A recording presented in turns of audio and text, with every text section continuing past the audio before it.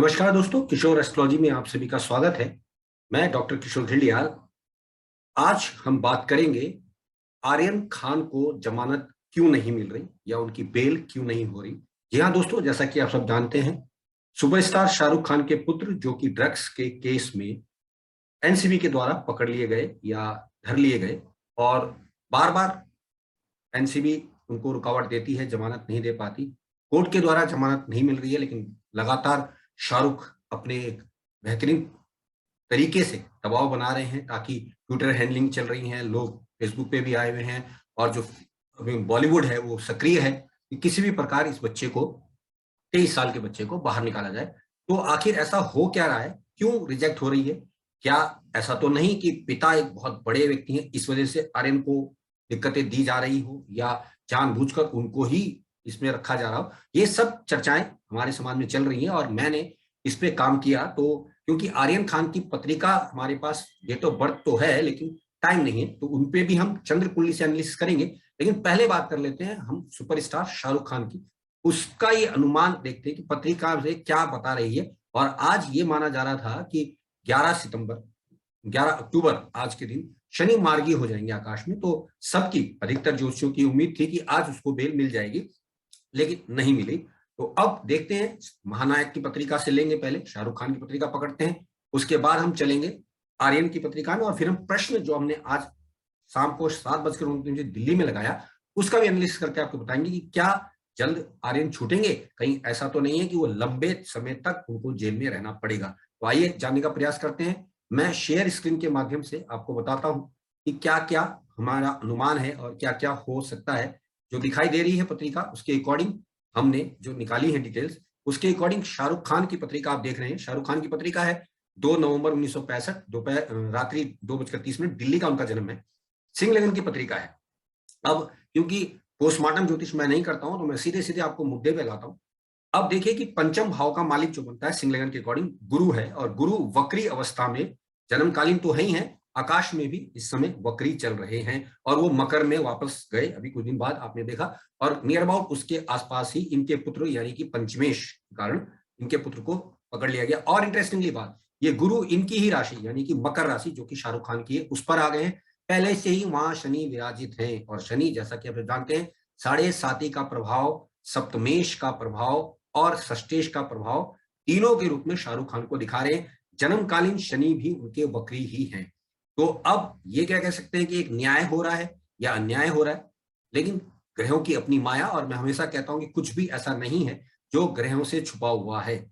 और एक शास्त्रोक्त नियम बताता है कि मकर का चंद्रमा जीवन में एक बार कलंक तो लगवा ही देता है। अच्छी खासी छवि थी इनकी, बादशाह खान कहलाते थे, दुनिया भर में चर्चे थे, लेकिन इस कारण काफी बदनामी के योग बन गए, और पुत्र एकाएक जो है जबरदस्त तरीके से दुनिया भर में एक प्रसिद्ध तो नहीं कहूंगा, कुप्रसिद्ध हो गया।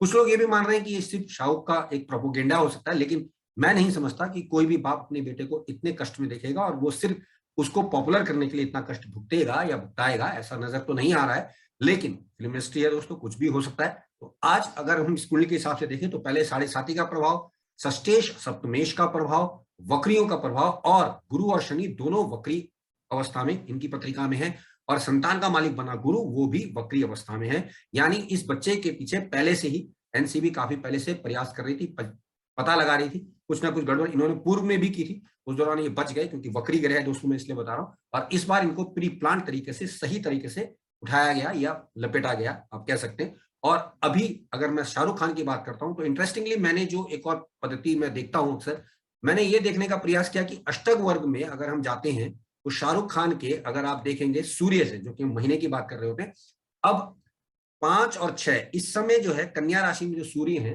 वो केवल 3 बिंदु दिखा रहे हैं, लेकिन जैसे ही वो तुला में प्रवेश करेंगे, जो कि 15 या 16 तारीख के आसपास इसी महीने अभी करेंगे, इनको सूर्य, ये महीना अच्छा जाएगा, और उसके बाद वाला महीना भी इनका अच्छा जाएगा। और आप सब जानते हैं कि दिवाली के आसपास इनकी फिल्में रिलीज होती थी और वो जबरदस्त कामयाब होती थी। तो ये तो एक एनालिसिस है, मंथली एनालिसिस की बात कर रहे हैं, और इसके हिसाब से दिखता है कि परसों यानी कि बुधवार को 13 तारीख को संभवतः आर्यन को बेल मिल जानी चाहिए, या 15 के आसपास फिर से भी हम देख सकते हैं कि ऐसा योग बनता दिखाई दे रहा है। लेकिन हम ये शाहरुख की बात कर रहे हैं दोस्तों। और अगर हम इनके पंचमेश की या गुरु की बात करें तो गुरु को अगर आप देखेंगे तो गुरु इस समय जो चल रहे हैं वो 10 नंबर पे चल रहे हैं और वहां पर इनके कुल अगर राशि अनुसार देखें तो 5 बिंदु हैं, जो कि मैं कहूंगा 4 से तो ज्यादा ही है। लेकिन उसके बाद अगर वो कुंभ में चले जाते हैं, जो कि इसी महीने 21 तारीख के आसपास जाएंगे, तो तब ज्यादा दिक्कतें इस बच्चे की बढ़ने वाली हैं। अगर मैं शाहरुख की बात करूंगा, क्योंकि शाहरुख का वो पूरा साल खराब जाने वाला है। और इंटरेस्टिंगली गुरु आकाश में मार्गी 18 अक्टूबर को हो रहे हैं, तो वो आगे बढ़ेंगे, यानी जो इनका बच्चा है वो आगे की ओर बढ़ेगा। अभी वो पीछे की ओर गया, यानी कि पूर्व नियोजित कार्यक्रम के तहत रख लिया गया। अब दोस्तों बात करते हैं इनकी पत्रिका से। ये तो हुई शाहरुख की बात कि अगर 13 तारीख परसों को बेल मिल जाती है, अच्छा रहेगा, क्योंकि शाहरुख का महीना अच्छा आ रहा है। और साल अगर किसी कारणवश इस महीने नहीं मिल पाई तो 15 के आसपास मैं कहूंगा, और उसके बाद फिर मैं 18 अक्टूबर भी कहूंगा, क्योंकि गुरु मार्गी होंगे। तब भी अगर ऐसा नहीं होता और अगर ये कुंभ में चले जाते हैं, जो कि बृहस्पति चले जाएंगे, तो शाहरुख की दिक्कतें बढ़ने वाली हैं अपने पुत्र को लेकर। बात कर लेते हैं इनके पुत्र की कुंडली के हिसाब से। और जो इनकी पुत्र की कुंडली हमारे पास जो आती है, उसमें हमें डेट ऑफ बर्थ पता चलती है, लेकिन उसमें इनका जो है बेसिकली टाइम नहीं दिखता। तो मेरा अनुमान कहता है संभवतः इस कुंडली के आधार पर कि वो कुंभ लगन के हो सकते हैं, क्योंकि कुंभ लगन का जो मालिक बन रहा है इस समय शनि जो है वो द्वादश गोचर कर रहा है, तो वो उनको एक जेल यात्रा का प्रयोजन दे चुका।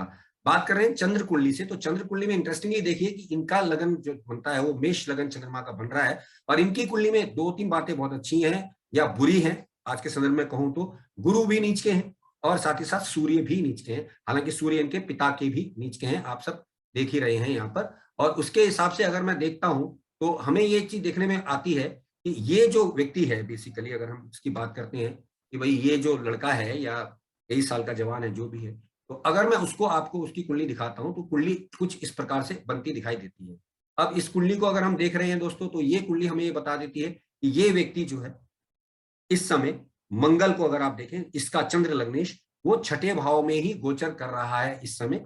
और जैसे ही वो चित्रा नक्षत्र में जाएगा दोस्तों, क्योंकि अभी वो हस्त में है, चित्रा में जब जाएगा तो वो अपने ही नक्षत्र में होगा, और लगन को तो अभी भी देख रहा है लेकिन तब देख रहा होगा, तो तब हम मानते हैं इसकी वापसी के योग बनेंगे, जो कि अभी 21-22 अक्टूबर के आसपास होने की संभावना है, क्योंकि 21 को तुला राशि में जाएगा, उससे पहले ही संभवतः 13 तारीख के आसपास यानी परसों भी ऐसा होता हुआ दिखाई दे रहा है। हालांकि ये भी मैं स्पष्ट कर दूं कि भले ही मंगल यहाँ पर जो है, हमने चंद्र लगन की बात की और वो छठा कन्या से गोचर कर रहा है, 12वें घर को देख रहा है, 12वें घर का जो मालिक गुरु है वो नीच का है और वो वक्री अवस्था में है, वो मार्गी होने ही वाला है, तो अवश्य ही इसको कोई ना कोई बेहतरीन राहत मिल जाएगी, ऐसा प्रतीत होता है। और अगर मैं आगे लेके चल रहा हूं आपको दोस्तों, तो इसमें हम एक चीज और देखना चाहेंगे आपके लिए कि अब हमने एक प्रश्न कुंडली भी उठाई, क्योंकि कुछ हमारे जो दर्शक थे उनका कहना था कि गुरुजी प्रश्न का एनालिसिस आप अच्छा करते हैं, जरा उससे भी देखकर बता दें। तो अब अगर मैं प्रश्न कुंडली की बात करता हूं दोस्तों, तो ये आ रही है आज 11 अक्टूबर 2021 19:29 पे हमने प्रश्न दिल्ली में लगाया है। देखिए लग्नेश जो है वो आप देख रहे हैं छठे भाव में है, यानी जिसकी भी हम बात कर रहे हैं वो विवादित है या रोग ऋण शत्रु में फंसा हुआ है। और मेरा एक और तरीका होता है जो ये बताता है कि किस जगह पर ज्यादा ग्रहों का प्रभाव होगा, प्रॉब्लम उस एरिया से आएगी। तो देखिए 3 ग्रह तो वहां बैठे हुए हैं और गुरु चौथे ग्रह की दृष्टि भी छठे भाव में, यानी प्रश्न छठे घर से विवादों से संबंधित है। लग्नेश का वहां जाना यानी व्यक्ति विशेष विवादों में है, स्पष्ट रूप से दिखाई दे जाता है। साथ ही साथ अगर हम देखें तो शनि जो है इन दिस केस अगर मैं कहूं दशमेश होके, वो जहां पे 12वें घर का मालिक गुरु वक्री अवस्था में उनके साथ बैठ गया है। अब यहां पर अगर आप देखें तो कामों में रुकावट आने वाली, यानी जिस व्यक्ति की हम बात करें कामों में रुकावट आने के योग बने। अब अगर हम आजादी की बात करें तो गुरु आगे की ओर बढ़ेंगे, जैसा मैं बार बार कह रहा हूं 21 अक्टूबर को मंगल का परिवर्तन हो जाएगा, उससे पहले गुरु 18 को मार्गी हो जाएंगे। और अगर हम इस पत्रिका को ही मान लेते हैं प्रश्न के एनालिसिस से, तो जैसे ही मंगल जो है राशि परिवर्तन करेंगे या नक्षत्र परिवर्तन करेंगे, मंगल के नक्षत्र में जब जाएंगे तो ये मेरे हिसाब से इनको बेल मिल जाएगी, ये घर आ जाएंगे। लेकिन मैं बार बार स्पष्ट कर दूं कि प्रश्न एनालिसिस है, गलत भी हो सकता है। साथ ही साथ एक बात और भी बता दूं कि हमें आर्यन की पत्रिका नहीं मिली है, हालांकि डिटेल्स हमारे पास है लेकिन परफेक्ट टाइम नहीं दिखा, और मेरा अनुमान है कि कुंभ लगन के हो सकते हैं। तो आज के लिए इतना दोस्तों, तो मेरा अनुमान ये कह रहा है कि परसों संभवतः इसको बेल मिल जाएगी, या 15 को बेल मिलेगी या 18 को राहत मिलेगी। तो ये कुछ डेट्स आप याद रख लीजिएगा कि ऐसे होने की संभावना दिखती है। और किसी कारणवश अगर कुंभ राशि में गुरु चले जाते हैं तो शाहरुख की मुश्किलें बढ़ जाएंगी, आर्यन खान फिर लंबे नप सकते हैं। दोस्तों आज के लिए मेरा एनालिसिस इतना है। अगर आप लोगों को मेरी पोस्ट अच्छी लगे तो लोगों तक शेयर कीजिएगा। मेरा प्रयास रहेगा कि मैं स्पष्ट रूप से यहाँ पर बिना किसी लाग लपेट के आपको बता सकूं कि प्रश्न कुंडली का एनालिसिस, पिता का एनालिसिस और पुत्र का एनालिसिस करके हम क्या निष्कर्ष निकाल पाए हैं। तो आप सबने हमें सुना, आप सबका धन्यवाद, नमस्कार।